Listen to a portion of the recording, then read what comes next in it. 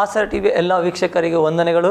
ಪ್ರಿಯರೇ, ಸುವಾರ್ತಿಕ ದೇವರ ಸೇವೆ ಮಾಡ್ತಿರುವಂಥ ಅನೇಕ ಸೇವಕರುಗಳನ್ನು, ಅನೇಕ ದೇವರ ಹೊಲದಲ್ಲಿ ದುಡಿಯುವಂತಹ, ದೇವರ ಕಾರ್ಯವನ್ನು ಮಾಡುತ್ತಿರುವಂಥ, ಕಷ್ಟಪಡುತ್ತಿರುವಂಥ, ದೇವರಿಗಾಗಿ ತಮ್ಮ ಜೀವನವನ್ನೇ ಮುಡಿಪಾಗಿಟ್ಟಿರುವಂಥ ಸೇವಕರುಗಳ ವ್ಯಕ್ತಿಗಳನ್ನು ಕರೆದು ಅವರ ಜೀವನದ ಬಗ್ಗೆ, ಅವರ ವಿಷಯಗಳನ್ನು ತಿಳ್ಕೊಳ್ಳುವಂಥ ಕಾರ್ಯಕ್ರಮವಾಗಿದೆ ಈ ಒಂದು ಸುವಾರ್ತಿಕ ಕಾರ್ಯಕ್ರಮ. ಪ್ರಿಯರೇ, ಈವರೆಗೆ ಅನೇಕ ಸುವಾರ್ತಿಕರನ್ನು ನೀವು ನೋಡಿರ್ಬೋದು ಪ್ರಿಯರೇ KMS ಕಾರ್ಯಕ್ರಮದಲ್ಲಿ. ಇಂದು ಕೂಡ ನಮ್ಮ ಮಧ್ಯದಲ್ಲಿ ತಮ್ಮ ಸಾಕ್ಷಿಯನ್ನು ಹಂಚಿಕೊಳ್ಳುವುದಕ್ಕಾಗಿ ಬಿಜಾಪುರದಲ್ಲಿ ಸೇವೆ ಮಾಡ್ತಿರುವಂಥ ಪಾಸ್ಟರ್ ಕ್ರಿಸ್ಟೋಫರ್ ಅವರಿದ್ದಾರೆ. ಅವರನ್ನು ಈ ಕಾರ್ಯಕ್ರಮಕ್ಕೆ ನಾವು ಆಸರೆ ಟಿ ವಿ ಪರವಾಗಿ ಹಾಗೂ ನಿಮ್ಮೆಲ್ಲರ ಪರವಾಗಿ ನಾವು ಸ್ವಾಗತಿಸುವ. ಪಾಸ್ಟ್ರೇ, ನಿಮಗೆ ಸ್ವಾಗತ. ಪಾಸ್ಟ್ರೇ, ಥ್ಯಾಂಕ್ ಯು. ಪಾಸ್ಟ್ರೇ, ನಾನು ನಿಮ್ಮ ಹತ್ರ ಕೆಲವು ಪ್ರಶ್ನೆಗಳನ್ನು ಕೇಳ್ತೇನೆ. ಪಾಸ್ಟ್ರೇ, ಮುಖ್ಯವಾಗಿ ಮೊದಲನೇ ನಂತರ ಕೇಳುವಂಥದ್ದು, ಪಾಸ್ಟ್ರೇ, ನೀವು ಹುಟ್ಟಿ ಬೆಳೆದಿರುವಂಥ ಊರು ಯಾವುದು? ಪಾಸ್ಟ್ರೇ, ಎಲ್ಲಿ ಹುಟ್ಟಿ ಬೆಳೆದದ್ದು? ನಾನು ಹುಟ್ಟಿ ಬೆಳೆದದ್ದು ಬಳ್ಳಾರಿಯಲ್ಲಿ. ಬಳ್ಳಾರಿಯವರು? ಬಳ್ಳಾರಿ. ನಿಮ್ಮ ತಂದೆ ತಾಯಿ ಕೂಡ ಬಳ್ಳಾರಿಯವರೇ? ಹೌದು, ಅವರು ಬಳ್ಳಾರಿಯವರೇ. ತಂದೆ ತಾಯಿ ಏನು ಮಾಡ್ತಿದ್ದಾರೆ? ತಂದೆ ತಾಯಿ ಇಬ್ಬರು ಅವರು ಮೆಡಿಕಲ್ ಡಿಪಾರ್ಟ್ಮೆಂಟಲ್ಲಿ ಅವರು ಕೆಲಸ ಮಾಡ್ತಾ ಇದ್ರು, ಸ್ಟಾಫ್ ನರ್ಸ್ ಆಗಿ. ತಂದೆ ಮತ್ತು ತಾಯಿ ಇಬ್ಬರು ಕೂಡ? ತಂದೆ ತಾಯಿ ಇಬ್ಬರು. ಓಕೆ. ಒಟ್ಟಿಗೆ ಎಷ್ಟು ಮಕ್ಕಳು? ಪಾಸ್ಟ್ರೇ, ನನಗೆ ಒಂದು ಅಣ್ಣ, ಒಂದು ಅಕ್ಕ ಇದ್ದಾರೆ. ಒಟ್ಟಿಗೆ 3 ಜನ ಮಕ್ಕಳು. 3 ಜನ. ನೀವು ಕಡೆಯವರು? ನಾನು ಕಡೆಯವನು. ಓಕೆ. ಬಸ್ ನೀವು ಓಕೆ, ಯಾಕೆ ನಿಮ್ಮ ತಂದೆ ತಾಯಿಗಳು ಸ್ಟಾಫ್ ನರ್ಸ್ಗಳಾಗಿರೋದ್ರಿಂದ ನಿಮ್ಮ ಒಂದು ಆರ್ಥಿಕ ಪರಿಸ್ಥಿತಿ ಒಂದು ಒಳ್ಳೆ ಮಟ್ಟದಲ್ಲಿ ಇತ್ತ ಅಂತಲ್ಲ ಆ ಸಮಯದಲ್ಲಿ, ನೀವು ಹುಟ್ಟುವ ಬೆಳೆದು ಬರೋ ಸಮಯದಲ್ಲಿ? ಇತ್ತು, ಅಂದರೆ ಅಂತ ಹೇಳ್ಕೊಳ್ಳೋಷ್ಟು ಕಷ್ಟ ಏನಿಲ್ಲ, ಇರಲಿಲ್ಲ. ಆದರೆ ಅಷ್ಟು ಅನುಕೂಲನೂ ಇರಲಿಲ್ಲ. ಬಟ್ ಎಲ್ಲವೂ ನಾವು ಮಿಡಲ್ ಕ್ಲಾಸ್ ಫ್ಯಾಮ್ಲಿಯಿಂದ ಬಂದಿದ್ವಿ. ಅನುಕೂಲ ಅಂದರೆ ಏನು ಬೇಕು ಅದೆಲ್ಲ ಇತ್ತು ನಮಗೆ. ಅಷ್ಟು ನಿಮ್ಮ ಹಿನ್ನೆಲೆ ಹೇಳ್ಬೋದು ಬಸ್, ಅಂದರೆ ನೀವು ಆ್ಯಕ್ಚುಲಿ ನೀವು ಹುಟ್ಟಿದಂದಲೇ ಯಾಕೆ CSI ಅಲ್ಲ ಬಸ್? ಹೌದು, ನೀವು CSI ಕ್ರೈಸ್ತ ಕುಟುಂಬದಲ್ಲೇ ಹುಟ್ಟಿದ್ದು. ಓಕೆ.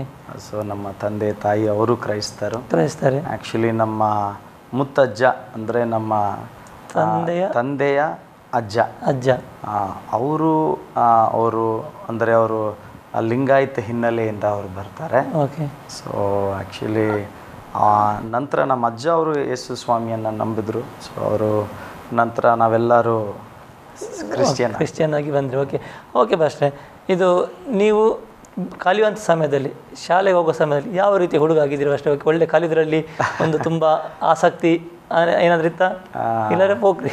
ಇಲ್ಲ, ತುಂಬ ನಾನು ಪೋಖ್ರಿ ಆಗಿದ್ದೆ, ಅಥವಾ ನನಗೆ ವಿದ್ಯಾಭ್ಯಾಸ ಇಷ್ಟನೇ ಇರಲಿಲ್ಲ.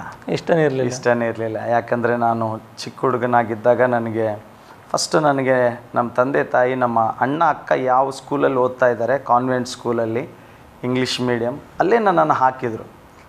ಆಗ ಇದ್ದಕ್ಕಿದ್ದ ಹಾಗೆ ನಮ್ಮ ತಂದೆ ಆಗ ಬೆಂಗಳೂರಲ್ಲಿ ಕೆಲಸ ಮಾಡ್ತಿದ್ರು. ನಮ್ಮ ತಂದೆ ನಮ್ಮ ತಾಯಿಗೆ ಹೇಳಿದ್ರು, ಇಲ್ಲ ಈಗ ನಮ್ಮ ಕರ್ನಾಟಕದಲ್ಲಿ ಕಂಪಲ್ಸರಿ ಕನ್ನಡ ಒಂದು ಭಾಷೆಯೇ ಪ್ರಾಮುಖ್ಯತೆ ಕೊಡ್ತಾರೆ. ಸೊ ಕನ್ನಡ ಭಾಷೆಯೇ ಕಂಪಲ್ಸರಿ ಕಲಿಬೇಕು ಎಲ್ಲರೂ. ಸೊ ಕನ್ನಡ ಮೀಡಿಯಮ್ ಓದಲಿ ನನ್ನ ಮಗ ಅಂತ ಹೇಳಿ ನನ್ನನ್ನು ಒಂದು ಸ್ಕೂಲಿಂದ ಇನ್ನೊಂದು ಸ್ಕೂಲ್ಗೆ ಹಾಕ್ಬಿಟ್ರು. ಎಷ್ಟನೇ ಕ್ಲಾಸಲ್ಲಿ? ಚಿಕ್ಕವನಿದ್ದೆ ನಾನು, ಮೇ ಬಿ ಫಸ್ಟ್ ಸ್ಟ್ಯಾಂಡರ್ಡ್ ಇದ್ದೆ. ಫಸ್ಟ್ ಆಗ ಏನಾಯಿತು, ನನಗೆ ಆಗಲೇ ಅಲ್ಲೆಲ್ಲ ಫ್ರೆಂಡ್ಸ್ ಆಗಿದ್ದರು. ಯಾಕೆಂದರೆ LKG UKGಯಲ್ಲಿ, ಸೊ ಫಸ್ಟ್ ಸ್ಟ್ಯಾಂಡರ್ಡಲ್ಲಿ ಎಲ್ಲ ಫ್ರೆಂಡ್ಸ್ ಆಗಿದ್ದರು. ಈಗ ನನ್ನನ್ನು ಅಲ್ಲಿಂದ ತೆಗೆದು ಇನ್ನೊಂದು ಸ್ಕೂಲ್ಗೆ ಹಾಕಿದಾಗ ಚಿಕ್ಕವ್ ನನಗೇನು ಗೊತ್ತಿಲ್ಲ ಆಗ. ಸೊ ನಾನು ಅಂದ್ಕೊಂಡೆ ಈ ಸ್ಕೂಲ್ಗೆ ಹಾಕಿಬಿಟ್ರು, ನನ್ನ ಫ್ರೆಂಡ್ಸ್ ಎಲ್ಲ ಆ ಸ್ಕೂಲಲ್ಲಿ ಉಳ್ಕೊಂಬಿಟ್ರು. ಸೊ ನನ್ನ ಒಳಗಡೆ ಇಂಟ್ರೆಸ್ಟೇ ಇದ್ದಿಲ್ಲ, ಆಸೆನೇ ಇದ್ದಿಲ್ಲ ಸ್ಕೂಲ್ಗೆ ಹೋಗ್ಬೇಕಂತ. ಸೊ ತುಂಬ ನಾನು ಸ್ಕೂಲ್ಗೆ ಹೋಗ್ಲಿಕ್ಕೆ ನಾನು ತೊಂದರೆ ಮಾಡ್ತಿದ್ದೆ. ಬಟ್ ಸ್ಟಿಲ್ ಹಾಗೆ ಕನ್ನಡ ಮೀಡಿಯಮಲ್ಲೇ ಬೆಳೆದು ಬಂದೆ. ಹೌದು, ಕನ್ನಡ ಮೀಡಿಯಂ. ಓಕೆ. ಫಸ್ಟ್ ಇನ್ನೊಂದಂದರೆ, ನಿಮ್ಮ ತಂದೆಯವರಿಗೆ ಹೊಲ ಏನಾದರೂ ಇತ್ತಾ ಫಸ್ಟ್ ನಿಮಗೆ? ಏನಿಲ್ಲ, ಹೊಲ ಏನಿಲ್ಲ. ಅವರು ಕಷ್ಟಪಟ್ಟು ಅವರು ವಿದ್ಯಾಭ್ಯಾಸ ಮಾಡಿ ಅವರು ಒಂದು ಗೌರ್ನಮೆಂಟ್ ಸರ್ಕಾರಿ ಕೆಲಸ ಮಾಡ್ತಾ ಇದ್ದಾರೆ. ಓಕೆ. ಫಸ್ಟ್ ನೀವು ಕನ್ನಡ ಮೀಡಿಯಮಲ್ಲಿ ಎಷ್ಟು ಸಮಯ ಅದರಲ್ಲಿ ಮುಂದುವರೆದ್ರಿ? ಫಸ್ಟ್ ನಾನು ಆ್ಯಕ್ಚುಲಿ ನಾನು 7th ಸ್ಟ್ಯಾಂಡರ್ಡ್ವರೆಗೆ ನಾನು ಕನ್ನಡ ಮೀಡಿಯಮಲ್ಲೇ ಓದಿದೆ. ಓಕೆ. ನಾನು ಆ್ಯಕ್ಚುಲಿ 8th ಸ್ಟ್ಯಾಂಡರ್ಡಲ್ಲಿ ನಾನು ನಮ್ಮ ತಂದೆ ಸ್ಪೋರ್ಟ್ಸ್ ಮ್ಯಾನ್, ಅವರು ಅಥ್ಲೆಟಿಕ್. ಸೊ ನಮ್ಮ ತಂದೆ ನಮಗೂ ಎಲ್ಲರಿಗೂ ಸ್ಪೋರ್ಟ್ಸ್ ಬಗ್ಗೆ ತುಂಬ ಪ್ರೋತ್ಸಾಹ ಮಾಡ್ತಾಯಿದ್ರು. ಸೊ ನಾನು ಹಾಕಿ ಆಡ್ತಾಯಿದ್ದೆ. ಸೊ ಆಗ ನಮ್ಮ ಕರ್ನಾಟಕದ ಸ್ಪೋರ್ಟ್ಸ್ ಹಾಸ್ಟೆಲಲ್ಲಿ ಸೆಲೆಕ್ಷನ್ ನಡೀತಾ ಇತ್ತು, ಡಿವಿಷನಲ್ ಸ್ಪೋರ್ಟ್ಸ್ ಹಾಸ್ಟೆಲ್ ಅಂತ. ಸೊ ನಾನು ನಮ್ಮ ಒಂದು ಡಿವಿಷನ್, ನಮ್ಮ ಬಳ್ಳಾರಿ ಆ ಡಿವಿಷನ್ ಏನು ಬರುತ್ತೆ, ಸೊ ನಾನು ನನ್ನ ಒಂದು ಪ್ರೈಮರಿ ಸ್ಕೂಲ್ ಮುಗಿದ ಮೇಲೆ ನಾನು ಸ್ಪೋರ್ಟ್ಸ್ ಹಾಸ್ಟೆಲ್ಗೆ ನಾನು ಸೆಲೆಕ್ಟ್ ಆದೆ. ಸೊ ನಾನು ಬೆಂಗಳೂರಲ್ಲಿ ಸ್ಪೋರ್ಟ್ಸ್ ಹಾಸ್ಟೆಲಲ್ಲಿ ನಾನು ಇದ್ದೆ. ಸೊ ನಾನು ನನ್ನ 13 ವಯಸ್ಸಿದ್ದಾಗ ನಾನು ಅಂಡರ್ 13, 14 ಆ ಏಜಲ್ಲಿ ನಾನು ಕರ್ನಾಟಕ ಸ್ಟೇಟ್ಗಾಗಿ ನಾನು ಹಾಕಿನೂ ಹಾಕಿ ಆಡಿದ್ದೀರಿ ಕರ್ನಾಟಕಕ್ಕೋಸ್ಕರ. ಓಕೆ ಬಸ್, ನೀವು ಅಷ್ಟು ಶಾಲೆಗೆ ಹೋಗ್ತಿದ್ದ ಸಮಯದಲ್ಲಿ ಸೀದಾ ನಿಮ್ಗೆ ಯಾಕೆ ಮೊದಲು ಹೇಳಿದ್ರೆ ಇಂಟ್ರೆಸ್ಟ್ ಇರಲಿಲ್ಲ, ನೀವು ಸೀದಾ ಶಾಲೆಗೆ ಹೋಗ್ತಾ, ಯಾಕೆಂದರೆ ಕೆಲವು ಇಂಟ್ರೆಸ್ಟ್ ಇಲ್ಲದ ಏನು ಮಾಡ್ತಾರೆ ಅಂದರೆ ಮನೆಯಿಂದ ಹೊರಡ್ತಾರೆ ಶಾಲೆಗೆ ಅಂತೇಳಿ, ಆದರೆ ಅಲ್ಲಿ ಹೋಗಿ ಶಾಲೆ ಮುಟ್ಟೋದಿಲ್ಲ, ತಲುಪೋದಿಲ್ಲ, ಮಧ್ಯದಲ್ಲಿ ಬೇರೆ ಎಲ್ಲಿಯಾದರೂ ಡೈವರ್ಟ್ ಆಗ್ತಾರೆ. ನೀವು ಆ ರೀತಿ ಏನಾದರೂ ಮಾಡಿದಂತ? ಖಂಡಿತವಾಗಿ ಮಾಡಿದ್ದೀನಿ. ನಮ್ಮ ತಾಯಿ ಒಂದಿನ ನಾನು ಸ್ಕೂಲ್ಗೆ ಹೋಗದೆ ನಮ್ಮ ಮನೆ ಹತ್ರ ಒಂದು ಬಿಲ್ಡಿಂಗ್ ಕಟ್ತಾಯಿದ್ರು. ಆ ಬಿಲ್ಡಿಂಗಲ್ಲಿ ಹೋಗಿ ಬೆಳಗ್ಗಿಂದ ಸಾಯಂಕಾಲವರೆಗೆ ಕೂತು 4 ಗಂಟೆ ಸ್ಕೂಲ್ ಮುಗಿಯೋ ಟೈಮಿಗೆ ಮನೆಗೆ ಬಂದುಬಿಟ್ಟೆ. ಸೊ ಬಂದಾಗ ಅಲ್ಲಿ ಯಾರೋ ಒಬ್ಬರು ನಮ್ಮ ಪರಿಚಯ ಇರೋರು ನೋಡಿಬಿಟ್ರು, ನನ್ನ ನೋಡಿ ಅವರು ನಮ್ಮ ತಾಯಿಗೆ ಹೇಳಿದ್ರು ನಿಮ್ಮ ಮಗ ಅಲ್ಲಿ ಕೂತ್ಕೊಂಡಿದ್ದ ಅಂತ. ಸೊ ನಮ್ಮ ತಾಯಿಯವರು ನನಗೆ ಚೆನ್ನಾಗಿ ಬೈದು ನನ್ನ ಕಣ್ಣಲ್ಲಿ ಒಂದು ಸ್ವಲ್ಪ ಖಾರ ಪುಡಿ ಹಾಕಿದ್ದು ಉಂಟು. ಓಕೆ, ಈಗಲೂ ನಮ್ಮ ತಾಯಿ ತಮಾಷೆಗೆ ಅದನ್ನೆಲ್ಲ ಹೇಳ್ತಾ ಇರ್ತಾರೆ. ಸೊ ಇವನ ಕಣ್ಣಲ್ಲಿ ನಾವು ಖಾರ ಪುಡಿ ಹಾಕಿದ್ವಿ ಅಂತ. ಆ ರೀತಿ ಅಂದರೆ ಕ್ಲಾಸ್ ತಪ್ಪಿಸಿ, ಓಕೆ, ನಿಮ್ಮ ಕಣ್ಣಿಗೆ ಖಾರ ಪುಡಿ ಹಾಕಿದ್ರು, ನಂತರ ನೀವು ಮುಂದಿನ ದಿನಗಳಲ್ಲಿ ಸರಿಯಾಗಿ ಶಾಲೆಗೆ ಹೋದ್ರೆ ಆಮೇಲೆ ತಪ್ಪಿಸಲಿಲ್ಲ? ಆಮೇಲೆ ಎಲ್ಲಿ ತಪ್ಪಿಸಲಿಲ್ಲ. ಓಕೆ ಓಕೆ, ಫಸ್ಟ್ ಮತ್ತು ಮುಂದೆ ನೀವು ಎಷ್ಟು ಕಲ್ತ್ರಿ? ಅದಾದ ನಂತರ ಏನಾಯಿತು, ನಾನು ಹಾಕಿ ಟೀಮಿಗೆ ಹೌದು ಸ್ಪೋರ್ಟ್ಸ್ ಹಾಸ್ಟೆಲ್ ಬೆಂಗಳೂರಲ್ಲಿದ್ದಾಗ ಏನಾಯಿತು, ತುಂಬ ನಾವು ಬೆಳಗ್ಗೆ ಪ್ರಾಕ್ಟೀಸ್ ಮಾಡಬೇಕು, ಸಾಯಂಕಾಲ ಪ್ರಾಕ್ಟೀಸ್ ಮಾಡಬೇಕು. ಸೊ ನನಗೆ ರಾತ್ರಿ ಸಾಯಂಕಾಲ 5ರಿಂದ 7 ಗಂಟೆವರೆಗೆ ಪ್ರಾಕ್ಟೀಸ್ ಮುಗಿದ ನಂತರ ನಾನು ಮನೆಗೆ ಬಂದಮೇಲೆ ನನ್ನ ಬಾಡಿ ತುಂಬ ನಾನು ಸುಸ್ತಾಗಿಬಿಡ್ತಾ ಇದ್ದೆ, ಓದಲಿಕ್ಕೆ ಆಗ್ತಿರಲಿಲ್ಲ, ನಾನು ಮಲಗಿಬಿಡ್ತಾ ಇದ್ದೆ. ಸೊ ಅದಕ್ಕೆ ನಾನು ಫಸ್ಟ್ ಅಟೆಂಪ್ಟಲ್ಲಿ ನಾನು 8th ಸ್ಟ್ಯಾಂಡರ್ಡ್ ಫೇಲ್ ಆಗಿಬಿಟ್ಟೆ. ಸೊ ಆದರೆ ನಾನು ಆಟ ಆಡ್ತೀನಿ ಅನ್ನೋ ಒಂದೇ ಕಾರಣಕ್ಕೆ ಅವರು ನನಗೆ ಮತ್ತೆ ಎಕ್ಸಾಮ್ ಕೊಟ್ಟರು. ಸೊ ನಾನು ಮತ್ತೆ ಎಕ್ಸಾಮ್ ಬರಿಬೇಕಾಯಿತು. ಸೊ ನಾನು ಪಾಸಾದೆ. ಆದರೆ ನಾನು ಮತ್ತೆ 9th ಸ್ಟ್ಯಾಂಡರ್ಡಿಗೆ ಬಂದಾಗ ನಾನು ಮತ್ತೆ ಫೇಲ್ ಆದೆ.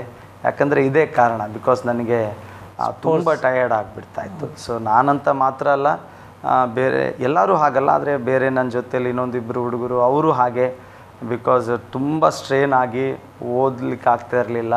ಸೊ ಅದಾದ ನಂತರ ನಮ್ಮ ತಂದೆ ಬೇಡ ಅಂತ ಹೇಳಿ ಅವರು ನಮ್ಮನ್ನು ವಾಪಸ್ ಮತ್ತೆ ಬಳ್ಳಾರಿಗೆ ಕರ್ಕೊಂಡ್ಬಂದ್ಬಿಟ್ಟು. ಅಂದರೆ ಬೆಂಗಳೂರಿಂದ ಬಳ್ಳಾರಿಗೆ ವಾಪಸ್ ಬಂದ್ಬಿಟ್ಟೆ. ಬಳ್ಳಾರಿಗೆ ಬಂದಮೇಲೆ ನನ್ನ ಜೀವಿತ ನಾವು ಬೇರೆ ಸ್ಕೂಲಲ್ಲಿ ಜಾಯ್ನ್ ಆದೆ 9th ಸ್ಟ್ಯಾಂಡರ್ಡಿಗೆ. ಹೌದು. ಸೊ ನಾನು ಸೊ ಆಗಲೇ ನಾನು ಅಂದರೆ ನಾನು ಚಿಕ್ಕ ವಯಸ್ಸಲ್ಲೇ ಮನೆಯಿಂದ ದೂರ ಇದ್ನಲ್ಲ, ಸೊ ಸ್ವಲ್ಪ ನಾನು ಇಂಡಿಪೆಂಡೆಂಟಾಗಿ ಜೀವಿಸಲಿಕ್ಕೆ ನಾನು ಪ್ರಾರಂಭಿಸಿದೆ. ಆಗ ಚಿಕ್ಕ ಏಜಲ್ಲೇ ನನಗೆ ಕೆಟ್ಟ ಸ್ನೇಹಿತರ ಸಹವಾಸ ಆಯಿತು. ಕೆಟ್ಟ ಅಂದರೆ ನೋಡ್ರಿ, ನಾನು 10th ಸ್ಟ್ಯಾಂಡರ್ಡ್ ಓದ್ತಾ ಇರುವಾಗ ನೋಡ್ರಿ, ಆ ಏಜ್ನಲ್ಲೇ ಕೆಲವರು ನಮ್ಮ ಸ್ನೇಹಿತರು ಸಿಗರೇಟ್ ಕುಡಿಯೋದು, ಆಮೇಲೆ ಕದ್ದು ಸಿನಿಮಾಗೆ ಹೋಗೋದು, ಸ್ಕೂಲ್ ಬಂಕ್ ಮಾಡಿ. ಸೊ ಈ ರೀತಿ ಚಿಕ್ಕ ವಯಸ್ಸಲ್ಲೇ ನನಗೆ ಅದೆಲ್ಲ ಒಂದು ಪ್ರಭಾವ ಬಿತ್ತು. ಆಮೇಲೆ ಆಗ ಸ್ಕೂಲಲ್ಲಿ ಸ್ವಲ್ಪ ಜಗಳಗಳು, ಹೊಡೆಯೋದು, ಮಾಡೋದು, ಈ ರೀತಿ ನೀವು ಕೂಡ ನಾನು ಸೇರ್ಕೊಂಡ್ಬಿಟ್ಟೆ ರೀ ಸ್ಲೋ ಆಗಿ. ನೀವು ಕೂಡ ಸಿಗರೇಟ್? ನಾನು ಹೌದೌದು, ಅಂದರೆ ನನಗೂ ಕೆಲವು ಕೆಟ್ಟ ಅಭ್ಯಾಸಗಳು ನಾನು ಕಲ್ತ್ಕೊಂಡೆ.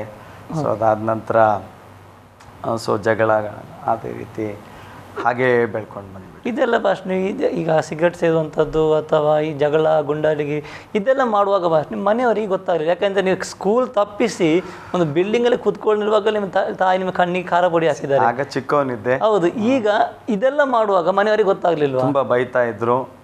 ಗೊತ್ತಾಯ್ತು ಅವರಿಗೆ? ಗೊತ್ತಾಗ್ತಾ ಇತ್ತು. ನಂತರ ಕೆಲವು ದಿನಗಳು ಕದ್ದು ಮುಚ್ಚು ಮಾಡ್ತಾ ಇದ್ದೆ. ಆಮೇಲೆ ಅವ್ರಿಗೆ ಗೊತ್ತಾಯಿತು, ಅವರು ತುಂಬ ಬೇಜಾರಾಗ್ತಾಯಿದ್ರು, ಬೈತಿದ್ರು. ಬಟ್ ಅವ್ರ ತಂದೆ ತಾಯಿ ಬೆಳಗ್ಗೆ ಕೆಲಸಕ್ಕೆ ಹೋಗ್ಬಿಡ್ತಾಯಿದ್ರು, ಅವ್ರು ಬರೋದೇ ಸಾಯಂಕಾಲ. ಸೊ ಅವ್ರಿಗೆ ಹೆಚ್ಚು ನಮ್ಮ ಮೇಲೆ ಗಮನ ಕೊಡಲಿಕ್ಕೆ ಆಗ್ತಿರಲಿಲ್ಲ. ಸೊ ಅವರು ನಮ್ಮನ್ನು ನಂಬಿದ್ರು, ನಾವು ಹೋಗ್ತೀವಿ, ಎಲ್ಲ ಕಲಿತೀವಿ, ಬೆಳಿತೀವಿ ಅಂತ. ಆದರೆ ನಾವು ಎಲ್ಲ ತಪ್ಪು ಮಾರ್ಗದಲ್ಲಿ. ನೀವು ಹೇಳಿದ್ರಿ ಆಗಲೇ ನೀವೊಂದು ಕ್ರೈಸ್ತ ಕುಟುಂಬದಲ್ಲೇ ಬಂದವರು. ನೀವು ಚರ್ಚಿಗೆ ನೀವು ಹೋಗ್ತಾ ಇದ್ರ ಭಾಷೆ? ಕ್ರಿಸ್ಮಸ್ಗೆ, ಗುಡ್ ಫ್ರೈಡೇಗೆ, ಈಸ್ಟರ್ಗೆ, ಕೇವಲ ಈ 3 ಹಬ್ಬಗಳಿಗೆ ಮಾತ್ರ ಹೋಗ್ತಾ ಇದ್ದೆ. ಆದರೆ ಚರ್ಚ್ಗೆ ಹೋದ್ರೂ ಚರ್ಚ್ ಕಾಂಪೌಂಡಲ್ಲೇ ಕೂತ್ಕೊಳ್ತಾ ಇದ್ದೆ, ಚರ್ಚ್ ಒಳಗಡೆ ಹೋಗ್ತಾ ಇರಲಿಲ್ಲ. ಯಾವಾಗೋ ಚಿಕ್ಕವರಿದ್ದಾಗ ಸಂಡೇ ಸ್ಕೂಲ್ಗಂತ ನಾವು ಹೋಗ್ತಾ ಇದ್ವಿ ಅಷ್ಟೇ. ಆದರೆ ಹೆಸರಿಗಷ್ಟೇ ನಾವು. ತಂದೆ ತಾಯಿ ಅವ್ರು ಹೋಗ್ತಿದ್ರು? ನಮ್ಮ ತಾಯಿ ವಿಶ್ವಾಸಿ. ಅವರು CSA ಚರ್ಚ್ಗೆ ಹೋದ್ರೇನು ಅವರು ಪ್ರಾರ್ಥನೆ, ದೇವರ ವಾಕ್ಯ, ಅವರ ಉಪವಾಸ, ಪ್ರಾರ್ಥನೆ, ಸೊ ತುಂಬ ಅವರು ಆತ್ಮೀಕ ವಿಷಯದಲ್ಲಿ ತುಂಬ ಗಂಭೀರ, ಸೀರಿಯಸ್ ಆಗಿದ್ದರು. ಇವತ್ತಿಗೂ ಅವರು ತುಂಬ ಆತ್ಮೀಕ ವಿಷಯದಲ್ಲಿ ತುಂಬ ಸೀರಿಯಸ್. ಸೊ ಆದರೆ ನಾವು ತಪ್ಪಿಬಿಡಿ. ನೀವು ಅಷ್ಟೀಗ ಅಲ್ಲಿಗೆ ಬರುವ ಅಂದರೆ ನೀವು ಗುಂಡಗರಿ ಮತ್ತು ಇದೆಲ್ಲ ತಪ್ಪಿದ ಮಾರ್ಗದಲ್ಲಿ ನೀವು ಇದ್ರಿ ಅಷ್ಟೇ. ಮುಂದೆ ಏನಾಯ್ತು? ಅದೇ ರೀತಿ ಮುಂದುವರಿತಾ ಬೆಳೀತಾ ಬಂದರೆ ಎಷ್ಟು ವರ್ಷ ತನಕ ಇದೇ ರೀತಿ ಮುಂದುವರಿದ್ರಿ? ಹೌದು, ಫಸ್ಟ್ ಅದು ಏನಾಯಿತು, ನಾನು ಹಾಗೇ ಬೆಳ್ಕೊಂಡು ಬಂದೆ. ಆಮೇಲೆ ಏನಾಯಿತು, ನಾವಿರುವಂಥ ಏರಿಯಾದಲ್ಲಿ ಸಹ ಹುಡುಗರು ಸರಿಯಾಗಿದ್ದಿಲ್ಲ. ಸೊ ನೋಡ್ರಿ, ಈ ಕೆಟ್ಟ ಒಂದು ಸ್ನೇಹಿತರ ಒಂದು ಸಹವಾಸ ನನಗೆ ತುಂಬ ಹೆಚ್ಚಾಯಿತು. ಸೊ ಅದಕ್ಕೆ ಅವ್ರ ಜೊತೆಯಲ್ಲಿ ಸೇರಿ ನನ್ನ ಲೈಫೆಲ್ಲ ಕೆಡ್ತಾ ಹೋಯಿತು. ಸೊ ನಾನು ಆಲ್ಮೋಸ್ಟ್ ತಂದೆ ತಾಯಿಗೆ ವಿರುದ್ಧವಾಗಿ ಮಾತಾಡ್ತಾ ಇದ್ದೆ. ಸೊ ತುಂಬ ಕೋಪ ಮಾಡ್ತಾ ಇದ್ದೆ, ಅವ್ರಿಗೆ ಮಾತು ಕೇಳ್ತಾ ಇರಲಿಲ್ಲ. ಸೊ ಯಾಕಂದರೆ ನನ್ನ ಒಳಗಡೆ ಪಾಪ ಹೆಚ್ಚಾಗ್ತಾ ಹೋಯಿತು. ಸೊ ಜಗಳ, ಕುಡಿಯೋದು. ಸೊ ಆಮೇಲೆ ಆ ಟೈಮಲ್ಲಿ ನಮಗೆ ಇದೆಲ್ಲ ಚೆನ್ನಾಗಿ ಅನ್ನಿಸ್ತಾ ಇತ್ತು. ನಮ್ಮನ್ನು ನೋಡಿ ಯಾರಾದರೂ ಹೆದರಿದ್ರೆ ಅವ್ರು ಹೆದರ್ತಾರೆ ಅಂತ ಅನ್ನಿಸ್ತಾ ಇತ್ತು. ಸೊ ಅದೇ ರೀತಿ ನಡೀತಾ ಕೆಲವು ಸಮಯ ಬಂತು. ಸೊ ನಾನು ಫಸ್ಟ್ ಈಗ ಜಗಳ ಓಕೆ, ಒಂದು ನಿಮಿಷ. ಇನ್ನು ಈ ರೀತಿ ಈಗ ಗುಂಡಗಿರಿ ಅಥವಾ ಕುಡಿಯುವಂಥದ್ದು ಅಥವಾ ಇಂಥೆಲ್ಲ ಕೆಲಸ ಮಾಡುವಾಗ ನಿಮಗೊಂದು ಅಣ್ಣ ಇದ್ದಾರೆ, ಒಂದು ಅಕ್ಕ ಇದ್ದಾರೆ. ಅವರು ನಿಮಗೆ ಅವರ ಜೀವಿತ ಯಾವ ರೀತಿ ಇತ್ತು ಅಷ್ಟೇ? ಅಣ್ಣ ಯಾವ ರೀತಿ ಇದ್ದರು? ಅಣ್ಣ ಅವರು ಕೆಟ್ಟ ಅಭ್ಯಾಸಗಳು ಏನಿಲ್ಲ, ಆದರೆ ಅವ್ರಿಗೂ ದೇವ್ರ ವಿಷಯಗಳಲ್ಲಿ ಏನೋ ದೇವ್ರ ವಿಷಯಗಳು ನಿಮಗೆ ಬೈತಾ ಇದ್ರು ಅಷ್ಟೇ? ನೀವು ಇದೆಲ್ಲ ಬೈತಾ ಇದ್ರು ಅಕ್ಕ? ಯಾಕಂದರೆ ನಾನು ಈ ರೀತಿ ಮಾಡೋದನ್ನು ನಮ್ಮ ಅಣ್ಣನ ಫ್ರೆಂಡ್ಸ್ ಯಾರಾದರೂ ನೋಡಿ, ಏನು ನಿಮ್ಮ ತಮ್ಮ ಹಿಂಗೆ ಮಾಡ್ತಾನೆ ಅಂತ ಹೇಳಿದಾಗ ನಮ್ಮಣ್ಣ ಬೈತಾ ಇದ್ರು. ಹೊಡೆದಿದ್ದು ಇದೆ, ಬಟ್ ನಾವು ಕೇಳೋ ಒಂದು ಪರಿಸ್ಥಿತಿಯಲ್ಲಿ ಇದ್ದಿಲ್ಲ. ಅದಕ್ಕೆ ಫುಲ್ ಒಳಗಾಗಿಬಿಟ್ಟು. ಓಕೆ, ಅಷ್ಟು ಮುಂದುವರಿಸಿ ಫಸ್ಟ್. ಇದೇ ರೀತಿ ಮುಂದುವರಿದು ಏನಾಯಿತು? ಸೊ ಇದೇ ರೀತಿ ಮುಂದುವರಿತಾ ಹೋಗ್ತಾ ಇತ್ತು. ಸೊ ಕೆಲವು ಜಗಳಗಳಲ್ಲಿ, ಸೊ ಕೆಲವು ಈ ಚಿಕ್ಕ ಒಂದೊಂದು ಗ್ಯಾಂಗ್ ವಾರ್ಸಲ್ಲಿ ಎಲ್ಲ ನಾವು ಹೋದಾಗ ಪೊಲೀಸ್ ಸ್ಟೇಷನ್ಗೆ ಹೋಗಿದ್ದು ಉಂಟು. ಸೊ ಅರೆಸ್ಟ್ ಆಗಿದ್ದು ಉಂಟು. ಸೊ ನಂಬಲಿಕ್ಕಾಗಲ್ಲ.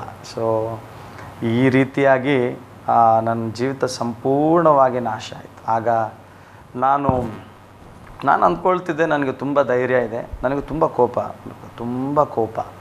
ಅದು ಯಾಕೋ ಅದು ತುಂಬ ಕೋಪ ನನಗೆ. ಯಾರಾದರೂ ಏನಾದರೂ ನನ್ನ ವಿರುದ್ಧ ಮಾತಾಡಿದೆ ಅಥವಾ ನನಗಿಷ್ಟ ಆಗದೆ ಇರೋದು ಏನಾದರೂ ಆದರೆ, ಯಾರಾದರೂ ನನಗೇನೋ ತುಂಬ ಕೋಪ ಬರ್ತಾಯಿತ್ತು. ಸೊ ಹೊಡೆದಿದ್ದು ಉಂಟು, ನಾನು ಹೊಡೆಸ್ಕೊಂಡಿದ್ದು ಉಂಟು. ಸೊ ಅದಾದ ನಂತರ ತುಂಬ ಕೋಪ.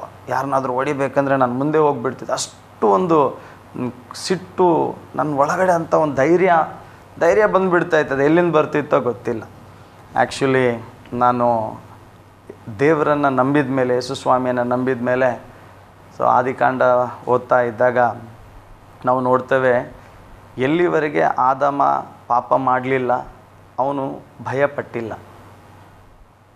ಅಂದರೆ ಎಲ್ಲಿವರೆಗೂ ಅವನು ಪಾಪ ಮಾಡಲಿಲ್ಲ ಅವನಿಗೆ ಭಯ ಅಂದರೆ ಏನು ಗೊತ್ತಿರಲಿಲ್ಲ. ಆದರೆ ಅವನು ಯಾವಾಗ ಪಾಪ ಮಾಡ್ದ ಅವನು ಭಯಪಟ್ಟ, ಹೆದರ್ದ. ದೇವರು ಅವನನ್ನು ಕರೆದಾಗ ಅವನು ಹೋಗಿ ಬಚ್ಚಿಟ್ಕೊಂಡ. ಸೊ ನನ್ನ ಜೀವಿತದಲ್ಲಿ ಹಾಗೆ ಆಯಿತು. ನಾನು ಅಂದ್ಕೊಂಡೆ ನಾನೇ ಹೀರೋ, ನನ್ನಷ್ಟು ಧೈರ್ಯ ಯಾರಿಗಿಲ್ಲ ಅಂತ.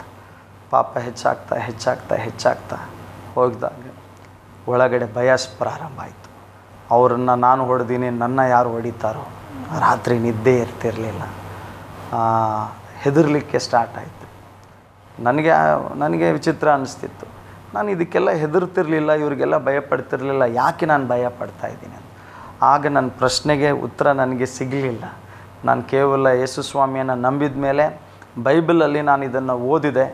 ಎಲ್ಲಿವರೆಗೆ ಆದಾಮ ಪಾಪ ಮಾಡಲಿಲ್ಲ ಅವನು ಭಯಪಟ್ಟಿಲ್ಲ, ಆದರೆ ಯಾವಾಗ ಅವನಲ್ಲಿ ಪಾಪ ಬಂತು ಅವನು ಹೆದರ್ದ. ಸೊ ನಿಮಗೂ ಹಾಗೆ ಆಯ್ತು. ಓಕೆ ಫಸ್ಟ್ ನೀವು ಹೇಳಿದ್ರಿ, ಓಕೆ ನೀವು ಅದೇ ರೀತಿ ಮುಂದುವರಿತಾ ಬಂದ್ರಿ. ಈ ಕ್ರಿಸ್ತನನ್ನು ನೀವು ಸ್ವಂತ, ಯಾಕಂದ್ರೆ ನೀವು ಹುಟ್ಟಾಗಿ ನೀವು ಕ್ರೈಸ್ತ ಜಾತಿಯಲ್ಲಿ ಹುಟ್ಟಿ ಬೆಳೆದವರು, ಆದರೂ ನಿಮಗೆ ಕ್ರಿಸ್ತನ ಬಗ್ಗೆ ಏನೂ ಒಂದು ಗೊತ್ತಿರಲಿಲ್ಲ. ಯೇಸು ಸ್ವಾಮಿ ಯಾಕೆ ಬಂದಿದ್ದಾನೆ, ಏನು ವಿಷಯ, ಆತನ ಬಗ್ಗೆ ಏನು ಗೊತ್ತೇ ಇರಲಿಲ್ಲ. ಒಂದು ನಾಮಧೇಯವಾಗಿ ಹೋಗ್ತಿದ್ರಿ ಬರ್ತಿದ್ರಿ ಅಷ್ಟೇ. ಅದು ಇದು ನಿಮಗೆ ಯಾವಾಗ ನಿಮಗೆ ಅರಿವಿಗೆ ಬಂತು ಅಷ್ಟೇ ಈಗ ಕ್ರಿಸ್ತನ ಬಗ್ಗೆ ನಿಮಗೆ ಏನು ಹೇಗೆ ಗೊತ್ತಾಯ್ತು ನಿಮಗೆ? ನಮ್ಮ ತಾಯಿಯವರಿಗೆ ನಾನು ದೇವ್ರ ಸೇವೆ ಮಾಡಬೇಕಂತ ಆಸೆ ಇತ್ತು.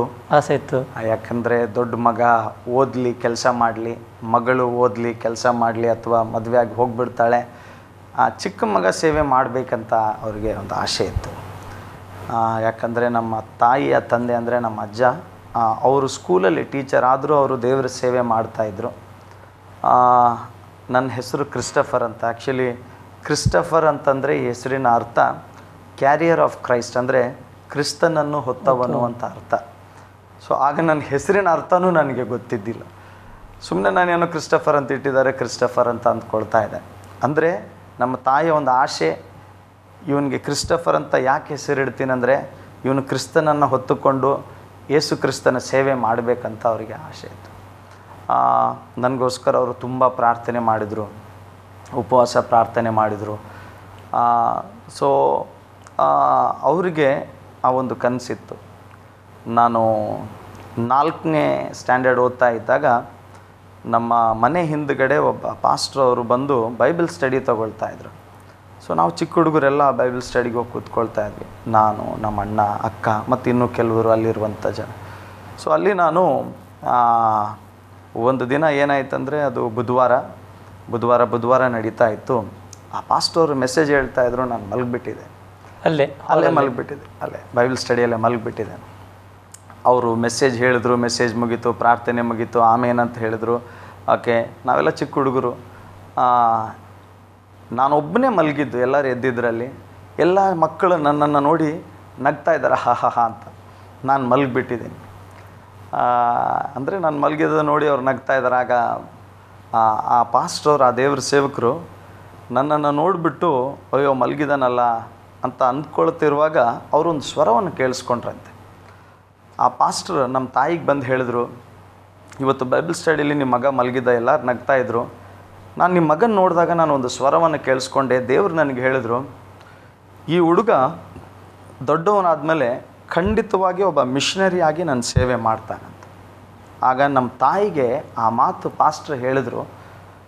ಆ ಮಾತು ನನ್ನ 20 ವರ್ಷದ ವಯಸ್ಸಿನಲ್ಲಿ ಅವ್ರು ಹೇಳಿದ್ದ, ದೇವರು ಅವತ್ತು ಅವ್ರ ಮೂಲಕ ಮಾತನಾಡಿದಂಥ ಮಾತು ನೆರವೇರಿತು. ಖಂಡಿತವಷ್ಟೇ.